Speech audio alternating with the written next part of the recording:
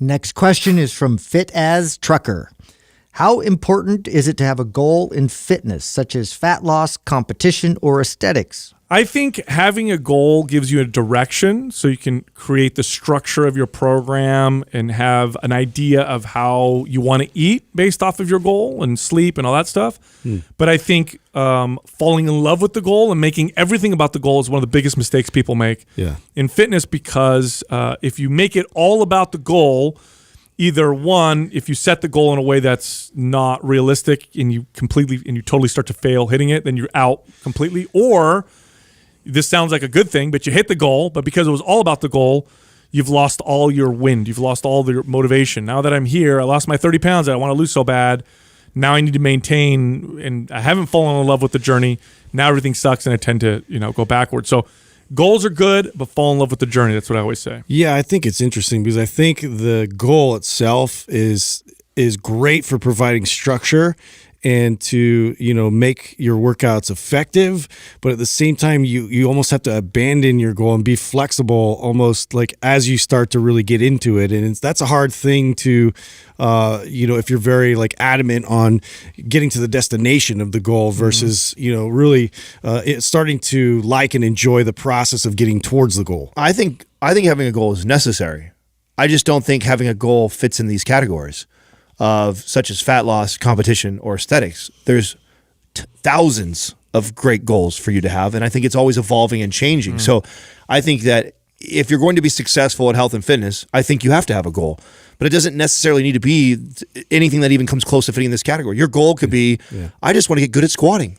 That's a great goal. And it's a great thing for you to focus on for a long period of time where all you think about is, I'm going to get good at squatting. Or a great goal is, I'm going to improve my ankle mobility, like the last question that we had. Alleviate pain in a very specific joint. Right. I'm going to just, I've got all this chronic pain going on in my body. I am going to work at learning why that is, what the root cause is, addressing it and fixing it in my body. A great goal is, I'm going to dedicate this year to getting really good at nutrition, understanding what my body needs and what works for me, and tracking and paying attention to how there's a million goals that you can have. And I think it's important that you have some sort of direction and goal if you're going to be successful in health fitness. But I think the problem is that for advertising purposes, we've been cattled into these, general categories of fat loss, muscle building, be an athlete, go compete.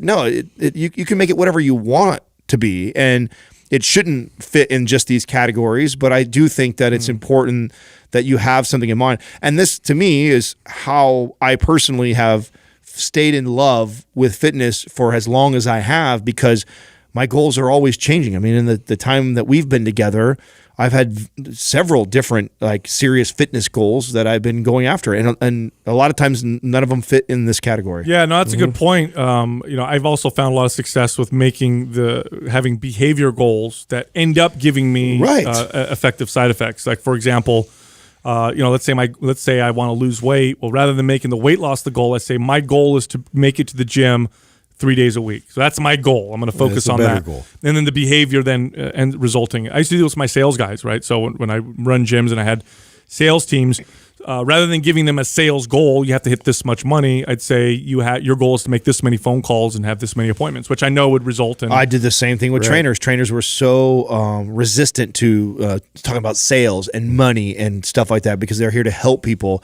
And so I had to figure out a way, how do I motivate these guys and girls to hit these quotas that I need so I can be successful? And so I just unpacked it, and just I knew that if trainer A talked to 20 people a day, that it would result this many appointments. Yes, fits, and so you can set a lot of different goals. I think it is necessary to have some sort of direction. Otherwise, it's really easy to become unmotivated, because if you're just relying on the motivation for that day to get to the gym and you have no direction or no focus. You need a target, but it's like shooting an arrow. Like, you need a target to aim at, but you also need to fall in love with the process of pulling the arrow back and letting go, right? Because if it's all about hitting the target, you hit the target, I'm done, see you guys later. Right. But if you love the process, well, now you can change your goals on a whim. You can make the goals be whatever you want. But I love here's the deal. I'll never stop training or working out because I love the process of working out. But when I'm working out, I always have a target. I know kind of the direction that I'm going. It gives me an idea of what my workout and stuff should look like.